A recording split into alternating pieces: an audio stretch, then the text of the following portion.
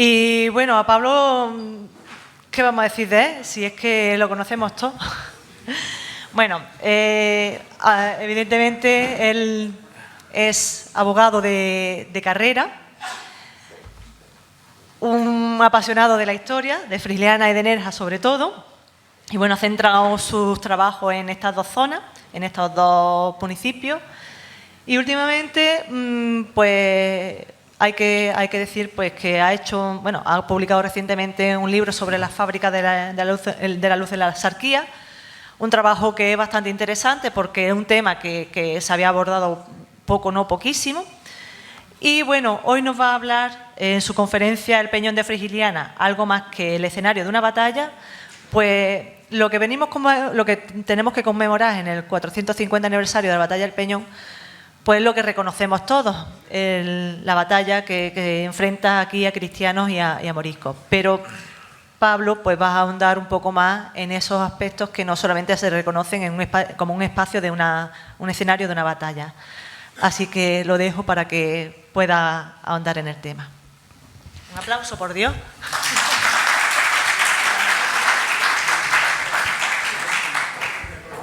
Muchas gracias. Bueno, son las 2 de la tarde y unos minutos. Yo creo que ya muchos estaréis viendo lo que es la figura de un pollo asado enorme aquí que os habla, ¿no? Y lo entiendo y voy a intentar que podamos almorzar lo más brevemente posible. Mira, voy a hablaros un poco de lo que es el fuerte, lo que significa el Peñón de Frigiliana. No voy a entrar mucho en el tema de la batalla en sí, aunque sí quiero hacer alguna pequeña aportación. Entiendo que mañana, durante la visita, los que subáis, tendremos ocasión de ver en detalle muchos aspectos sobre el terreno relacionados con lo que fue la batalla en sí, que tuvo lugar el día 11 de junio de 1569.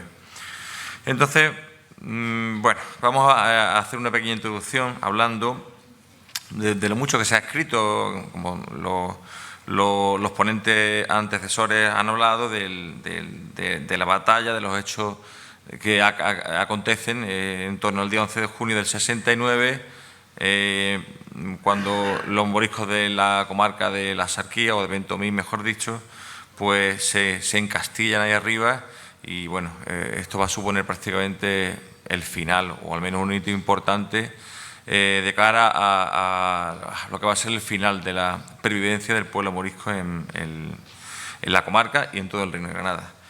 El fuerte o Peñón de Frigiliana es un farallón montañoso imponente que está situado a 1000 metros de altura sobre el nivel del mar.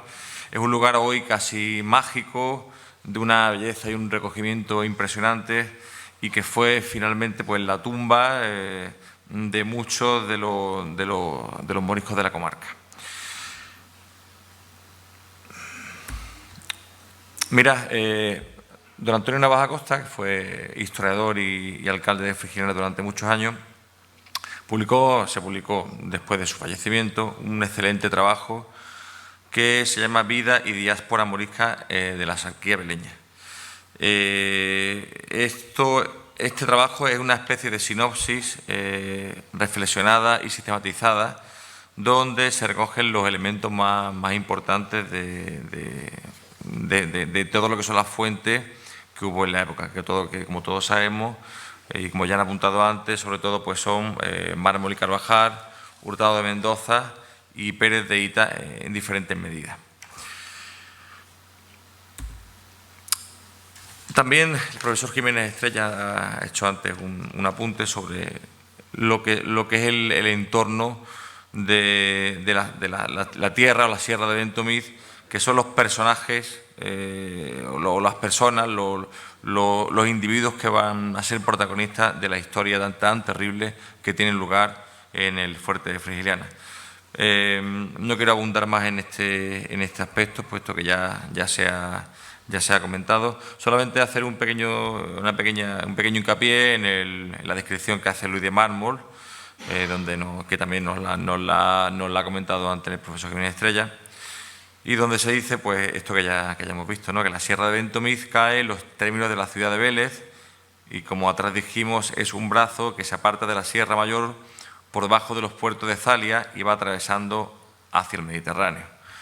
Tiene de largo desde su municipio hasta el mar 8 leguas y ancho 6, más o menos en algunas partes. Toda ella es tierra fragosísima, aunque fértil. Bueno, esto ya lo conocéis. Aquí tenemos una perspectiva desde la mar donde se aprecia dónde está situado y la posición dominante que tiene el peñón de Frigiliana y dónde está ubicada la población actual de Frigiliana, que es donde nos encontramos actualmente y donde ya aparece en las fuentes como el lugar de Frigiliana la Nueva, por contravertida al peñón de Frigiliana, que será Frigiliana la Vieja.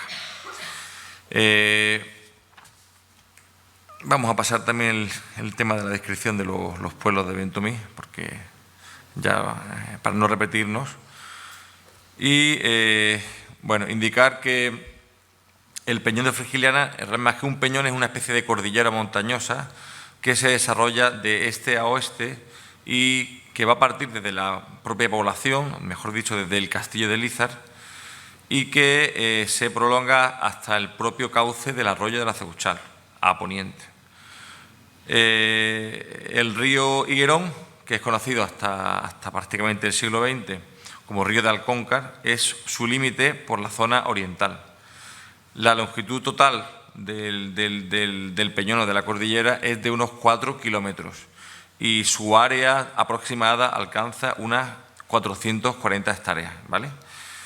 Desde su cumbre, que alcanza los 1000 metros, parten algunos de los modestos torrentes y riachuelos que van a regar el término de Frigiliana, aparte del propio río Higuerón. Los más importantes son el arroyo del Pedregal, que divide la cordillera en dos partes, y el arroyo de las Piedras Blancas.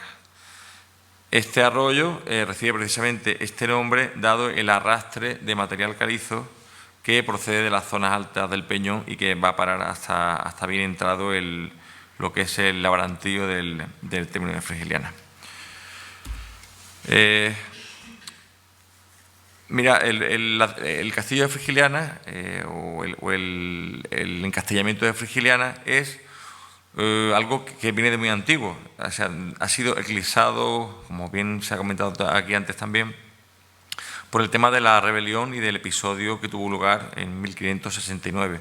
Pero ahí había un encastellamiento medieval y se sabe también que se ocupó en época romana e incluso anterior. Aquí tenemos una pieza que aparece, que está en el museo, que es un folis de cobre del siglo IV, está muy deteriorado, pero que nos da idea de la ocupación que tuvo el peñón en épocas muy anteriores a la Edad Media. Se sabe también de que se han encontrado monedas de época alto imperial, incluso materiales anteriores.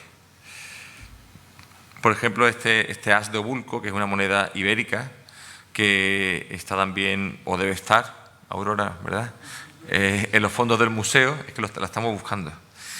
Y que esto apareció justamente en lo alto en la cumbre del peñón, un as de Obulco, una pieza bastante antigua.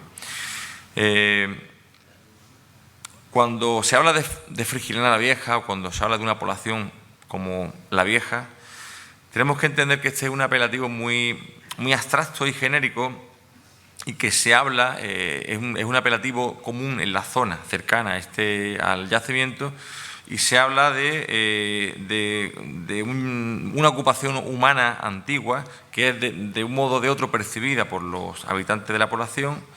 Se habla, por ejemplo, de Ronda la Vieja, que era Acinipo, o de Arenas el Viejo, que es un despoblado medieval que nuestro amigo Valentín descubrió hace poco.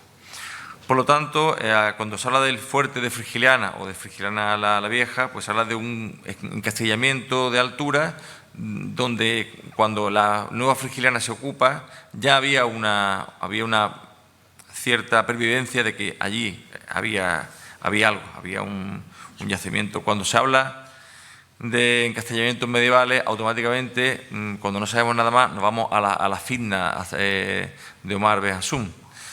Yo, bueno, entiendo que podría adaptarse cronológicamente a este periodo de tiempo y, bueno, de hecho la presencia de los rebeldes en zonas cercanas, como puede ser el castillo de Jate, actual castillejo de entre Nerja y Almuñécar, u otras zonas cercanas, pues nos da a entender que sí, que posiblemente estuviese ocupado o fortificado durante la Cizna.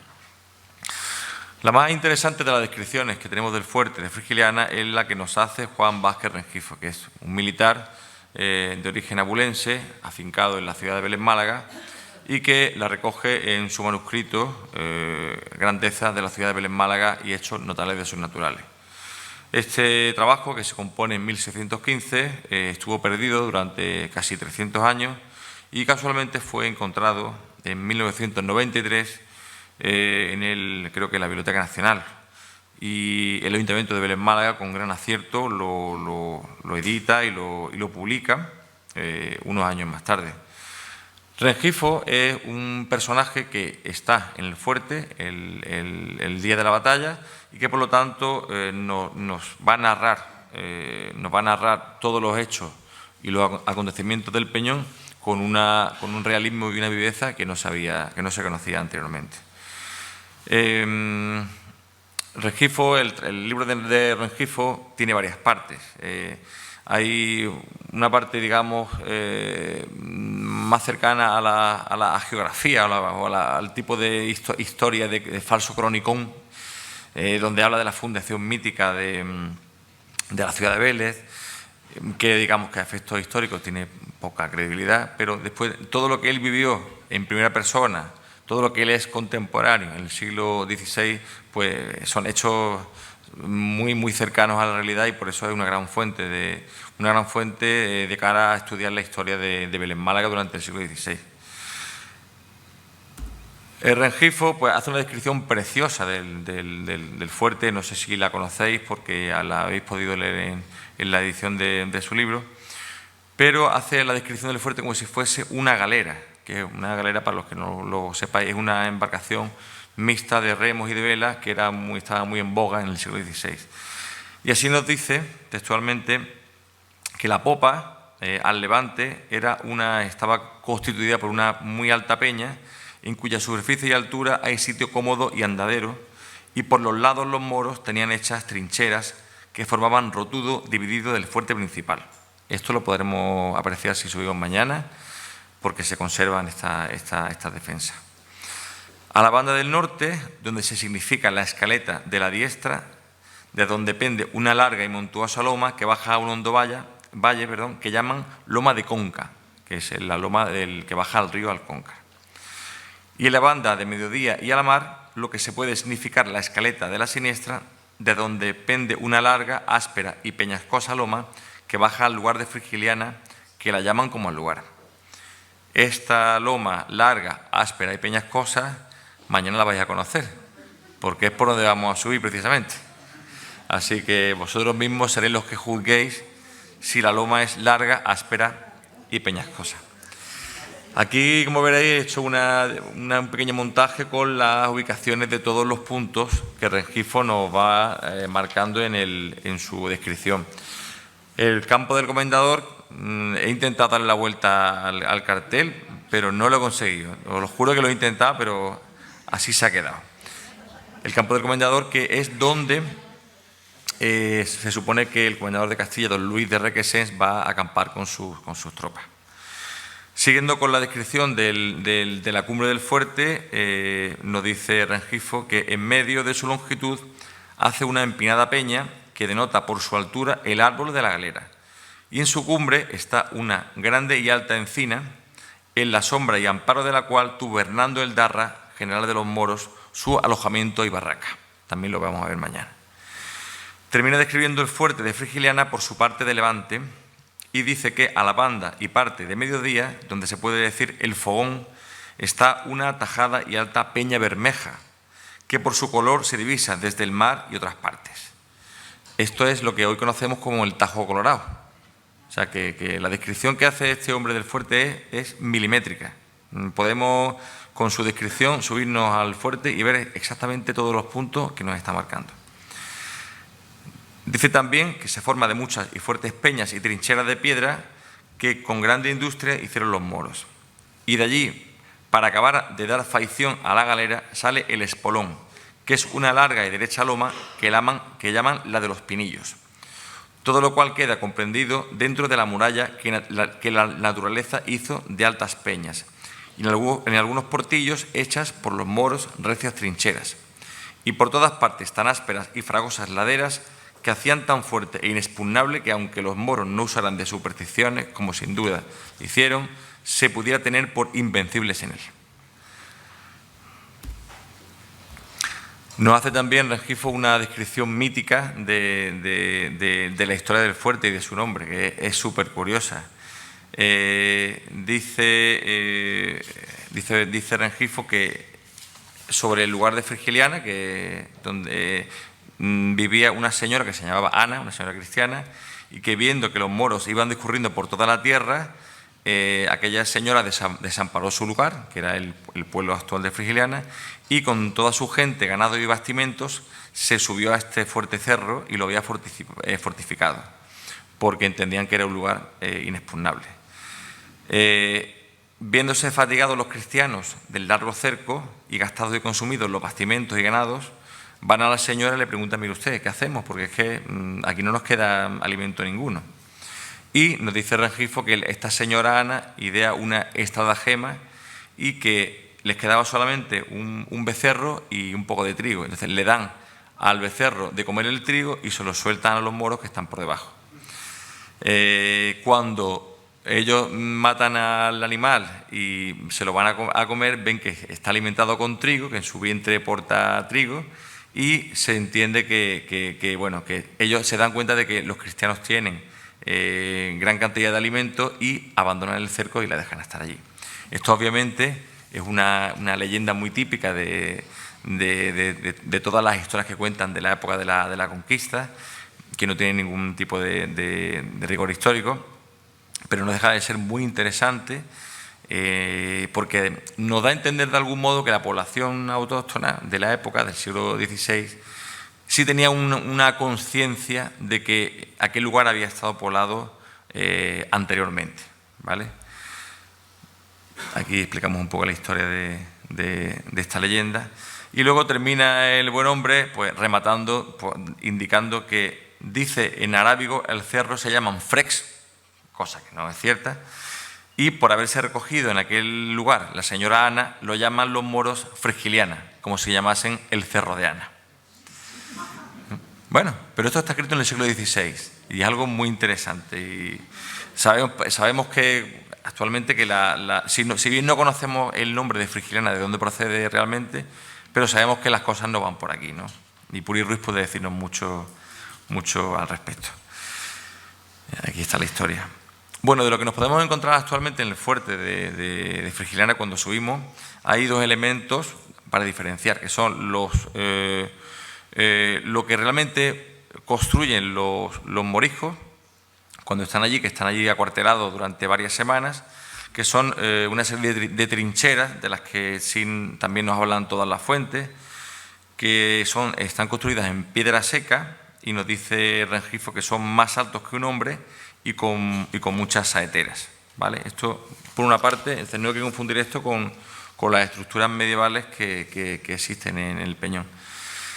Y nos habla también de una muralla, unas fortificaciones, de una puerta de cuadradas y bien labradas esquinas, una de las cuales se ha caído después de la batalla del Peñón. O sea que existe una serie de estructuras anteriores y que yo he marcado en esta fotografía aérea porque se aprecia en algunas zonas donde pudieron existir estas fortificaciones, estas murallas.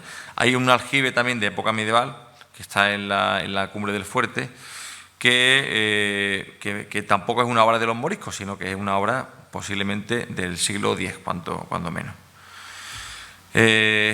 Para atestiguar todo esto, pues se han podido recoger de la zona, que están también en el museo, por cierto, monedas de esta época, monedas, pues aquí hay fracciones de dirham de época taifa y monedas fatimíes, cosa muy curiosa porque el califato fatimí está situado, tiene su capital en el Cairo, si mal no recuerdo, y son del siglo X, siglo XI.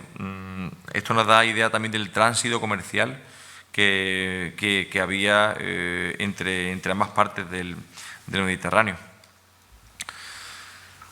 Mirad, como ya he dicho antes, quiero ser breve porque estamos ya casi en la época de comer, en la época de almorzar. Y vamos a hablar un poco de una historia mítica también, que es el tema de la Cueva del Agua. Vamos a ver si encuentro por aquí la referencia.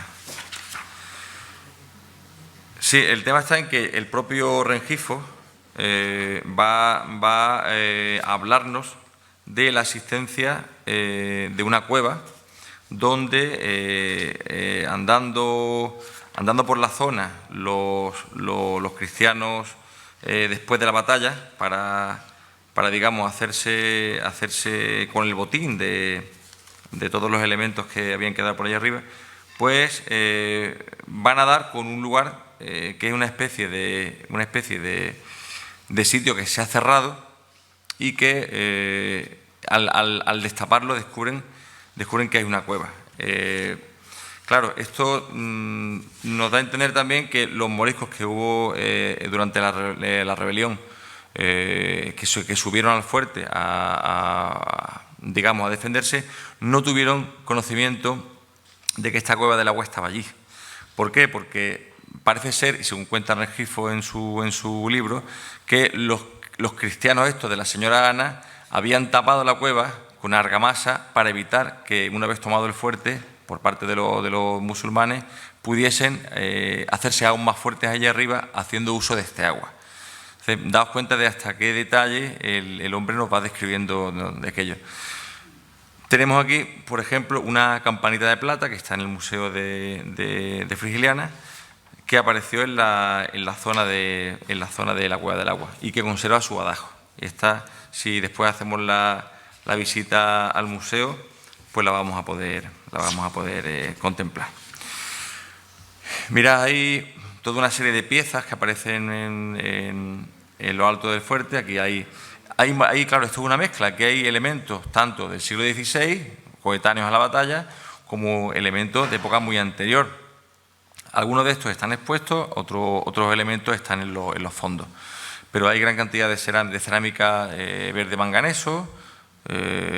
Hay, por ejemplo, mira, esto es una pieza muy curiosa porque al parecer se ha datado como de época nazarí y que es cerámica de importación. Una cosa bastante curiosa. Cerámica nazarí, muy bonita también. Claro, allí los restos que hay aún son impresionantes, lo que queda allí de cerámica, de defensas, de trincheras. Mira, esto es un amuleto que se ha restaurado también y que estaba en su momento cerrado, se abrió para poder leer el contenido de las inscripciones y bueno, se ha conservado bastante bien. Aquí hay también unas pesitas, con esto se pesaba el metal porque la plata, allí las monedas se recortaban y el valor que tenía la moneda era el del metal. Entonces realmente estaban bastante pendientes al tema de la partición de las monedas, tanto de plata como de oro. Esto es un amuleto muy interesante. Bueno, perdón, un amuleto no, esto es un sello de bronce que se usaba para lacrar cartas y sobres. Esto, al parecer, y según una traducción un poco, digamos, superficial que se ha hecho del sello, aquí dice secreto. O sea que eso parece que es lo que dice. Aquí hay una serie de paletillas de decoración de cosméticos para pintarse a las mujeres. Esto es lo mismo, cuando aparece cualquier cosa que no se sabe lo que es, se dice que son paletillas de decoración. ¿Vale? Estos son despabiladores de candiles, que también es otra cosa que cuando aparece se dice siempre que son o paletillas de decoración o despabiladores de candiles. Estos son dedales, que son dedales de época moderna, que parece que son de las mujeres moriscas que están ahí arriba. Un dado.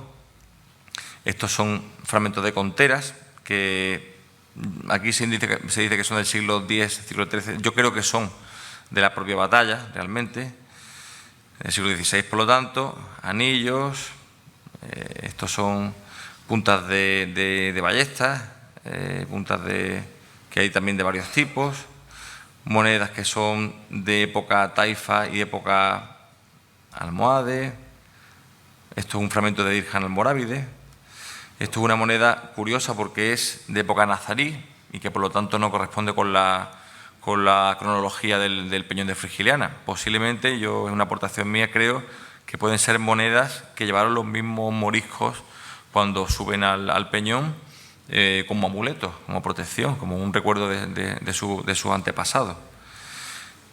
Esto obviamente no corresponde con el peñón de Frigiliana, pero ha sido un sitio muy cercano, que es el castillo de Lízar.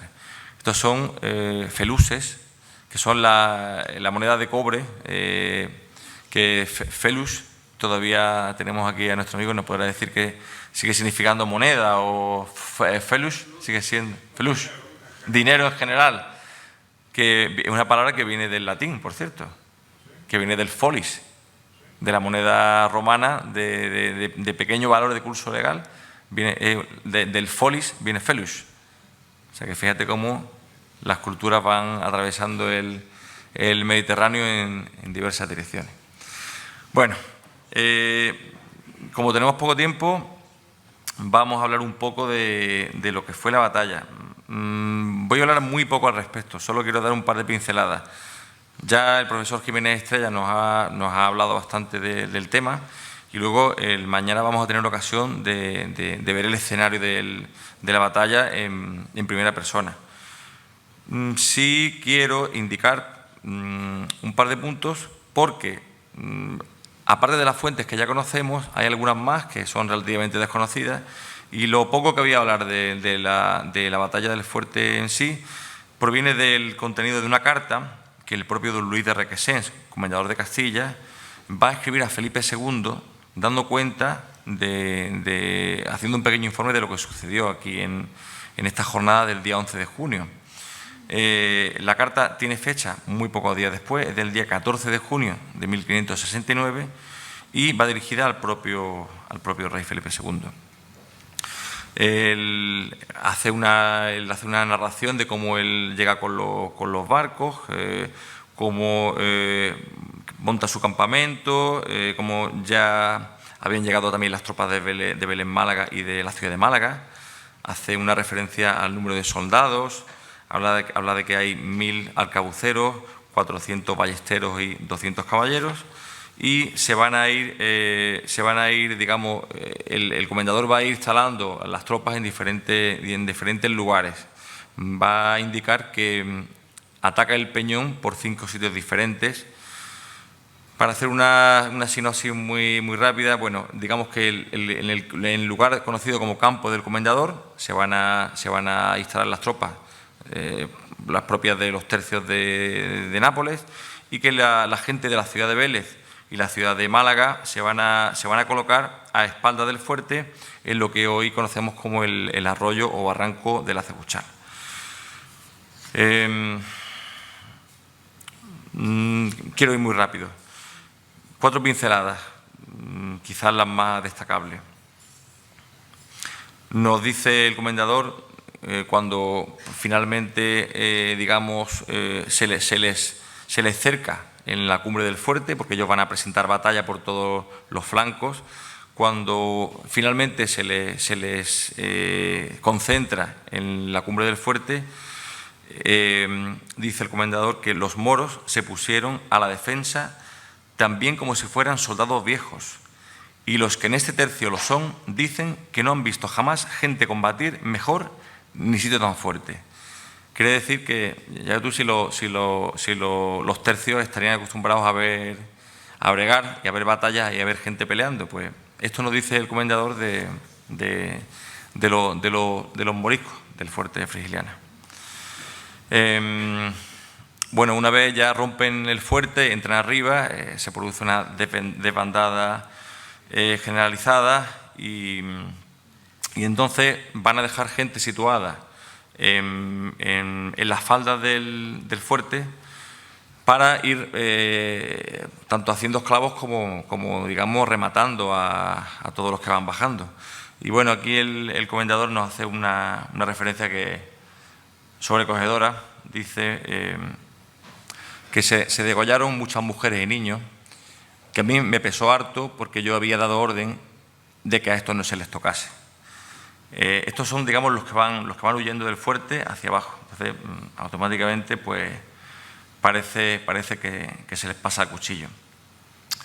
Dice, y intenta justificar un poco esta actitud, porque dice que la gente llegó tan descalabrada que la cólera les hizo hacer en esto algún exceso. En fin. Bueno, hace el comendador, acaba la carta hablando de los heridos que ha tenido, que en aquel momento eran unas 100 personas, unos 100 soldados, y que hay unos 700 heridos. Sabemos que al final van a morir casi 400 soldados cristianos. Y bueno, el balance de muertes, de esclavos, o sea, ya hemos hecho un poco antes referencia a ello. No voy a extenderme tampoco más en el tema, pero sí creo que mañana cuando subamos al fuerte y podamos hacer una valoración en primera persona, ya veréis que nada más que subir arriba, cargado con una botella de agua y un teléfono móvil, supone un desgaste físico terrible. No quiero asustaros, vamos, que se sube y no pasa nada, ¿eh? Se sube y no pasa nada, se sube y se vuelve. Pero imaginaros lo que es batallar, lo que es estar 5 horas, de batalla, con el calor, con los trajes de cota de malla, con las armas, en fin. Que sepáis un poco qué es lo que pasó allá arriba y a qué se enfrentaron realmente estas personas, estos vecinos moriscos de la Taja de Ventomí. Por eso realmente vamos a hacer un pequeño acto de homenaje también, un recordatorio de todas estas víctimas, y recordemos que cuando subamos allá arriba lo que vamos es subir a una especie de mausoleo colectivo donde murieron o fueron hechos prisioneros todos estos vecinos de la Taja de Ventomí. Como hemos dicho antes, pues termino ya brevemente porque es la hora de comer. Espero haber sido bastante sincrético y haberos dado una pincelada tanto de lo que es el fuerte de Frigiliana como de lo que pasó aquel día 11 de junio de 1569. Muchas gracias y a comer.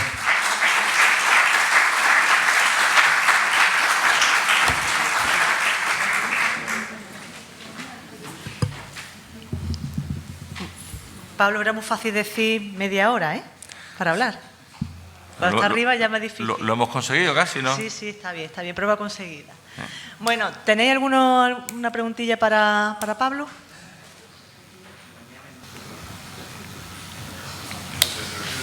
Bueno, enhorabuena a la conferencia. Por las monedas latiníes, en mi opinión se explica o por el gran comercio que hubo en la época o por el hecho que Omar al-Hassan se había declarado fiel fiel a la dinastía Fatimi. Esto es un hecho histórico muy destacado. Omar al-Hassan, en una cierta época de su vida política, se había declarado en pro de los Fatimíes. Esto puede ser una moneda que había fabricado para declarar esta orientación política suya o el comercio. Muchas gracias. Pues puede ser porque en otros asentamientos de altura fortificados durante las Fitnas también han aparecido. Sería interesante estudiarlo. Si este tipo de monedas aparecen en lugares de paz, en alquerías, pero más bien suelen aparecer en asentamientos de altura, siglo X, siglo XI. Sí. Paco. Sí, bueno, Pablo, felicidades, enhorabuena por la exposición. Ha asustado a la gente y mañana me parece que vamos a ir al fuerte de los cuatro. Entonces, bueno, comentar un par de cosillas. Me parece fundamental lo que ha dicho Pilar Pesci en su anticonferencia. Pero ha dicho verdades como puño en todos los interrogantes que se han ido haciendo, ¿no?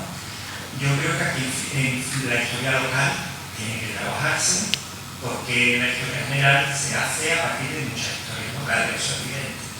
Y que en Frigiliana hay una serie de personas que tienen que hay un papel destacado.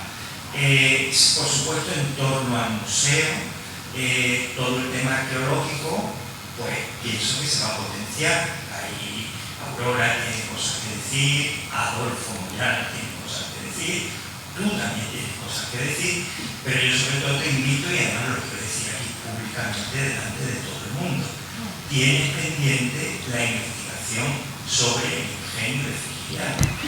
El estudio de ese ingenio lleva aparejado el estudio y el conocimiento de toda la historia de Frigiliana en la edad moderna y la edad contemporánea. Tú tienes ya en tus manos la documentación, los conocimientos, y te lo tomas mano a la obra. Es el compromiso que quiero hacer aquí públicamente. Pues Paco, muchas gracias por tu interés.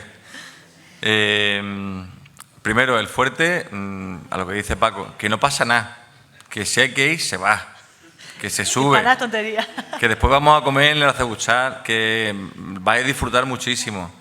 Lo único que esas mujeres, tacón alto no, tacón bajo, es una broma, hay que ir con un calzado adecuado, hay 2 horas y pico de subida y 2 horas y pico de vuelta. Es un recorrido que se va a hacer con cierto calor, que no es un paseo. Entonces, solamente yo prefiero que si alguno se tiene que quedar porque duda, porque se quede. Pero que no pasa nada, que se va y que se vuelve y no hay ningún problema. Respecto a lo que dices de los ingenios, efectivamente, he empezado a trabajar en ellos. Lo que pasa es que he estado con lo de las centrales hidroeléctricas, con lo de la fábrica de la luz de la Sarquía, que ya lo he terminado, se publicó hace unos días. Y ya después de este parto de ballena, digamos, empezaré con los ingenios, con el ingenio de Frigiliana y los ingenios que había en Frigiliana. Y la idea es que para el año que viene pues, podamos tener algo ya presentable. Así que muchas gracias por tu ánimo y tu apoyo.